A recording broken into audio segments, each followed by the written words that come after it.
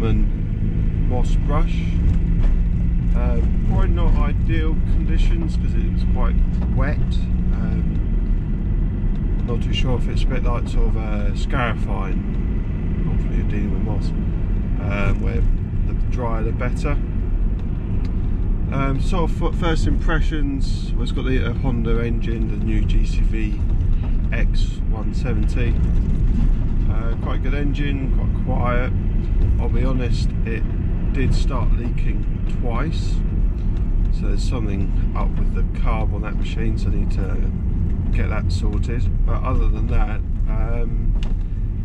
yeah, a bit different to what I'm used to. Saying that, I've only used the moss brush once before, and that was a Kirsten machine, and I can't even remember what that was even like. Quite well built, fairly straightforward machine really, and there's not much to it. It did a good job. I wouldn't say it was a brilliant job, but it's not, you know, I think you need to kill the moss first, so it's a lot sort of looser, because there were some patches which were quite thick, which had got a lot of it up, at least sort of 90–95% of the moss, but for some reason there were these stubborn bits which it didn't sweep. And that's, they try and with all the different height settings and different directions, because you can have the brush spinning clockwise or anti-clockwise, which is quite a good idea. I think if you move the lever to the right, I think it then goes anti-clockwise, I think it is. That way it seems to do a slightly better job for some reason. I know there's quite a few belts on this machine in order for it to go both ways, and maybe it's just the way it is, not a problem. So yeah, on some other stuff, like there was some block paving that I did which I didn't get on film, but it was just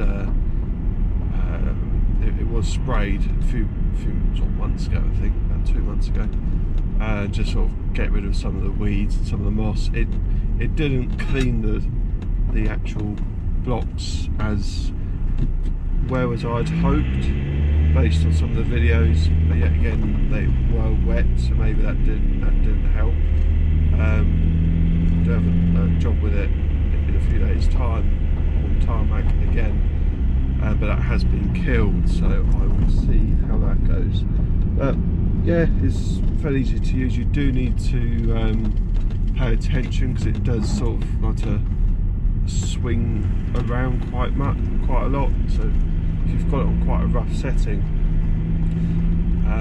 the machine will try and sort of, you know, sort of throw you about a bit.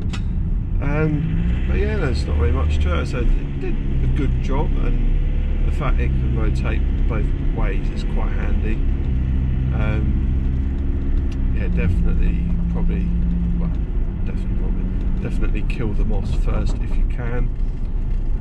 I think there's all sorts of different ways you can do it. There's sort of different chemicals. Then I've heard of things like soda crystals, sort of general sort of washing up sort of powder kills moss, which yeah, so it can be killed quite cheaply, but if you've got all the chemicals, it would, yeah, definitely do that. These are quite good finish. As I say, it's not really loud, so yeah, quite a good machine to use around a sort of business park as I did today.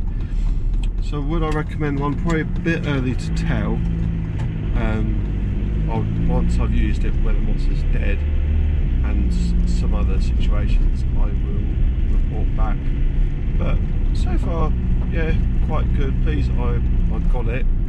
I will disclose the fact that I did get a bit of a deal from SPA Garden Machinery in order to sort of publicise it on Instagram and YouTube and all these sort of things.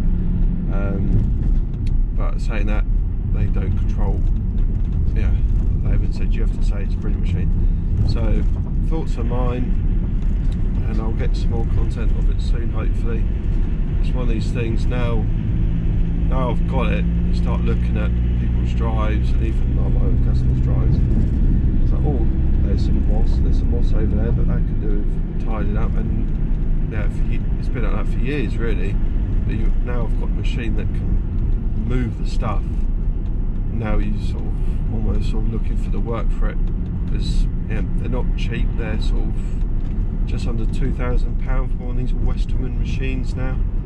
There are other makes which are over £2,000. I know Scott's got one which he tried to get me to buy. Well, not exactly his one, but the same one. But they were over £2,000, probably more like £2,500, I think. I don't really see any real difference between different manufacturers. They've all got the same sort of style of head. Yeah, the steel wire. There are a few different ones at Soltex, and yeah, this one just sort of seemed a bit more confident than the others. There were some that I didn't just like the look of. It had different heads and things like that. But yeah, so as I say, time will tell with this machine, and yeah, so we'll keep looking for work for it to try and pay for itself.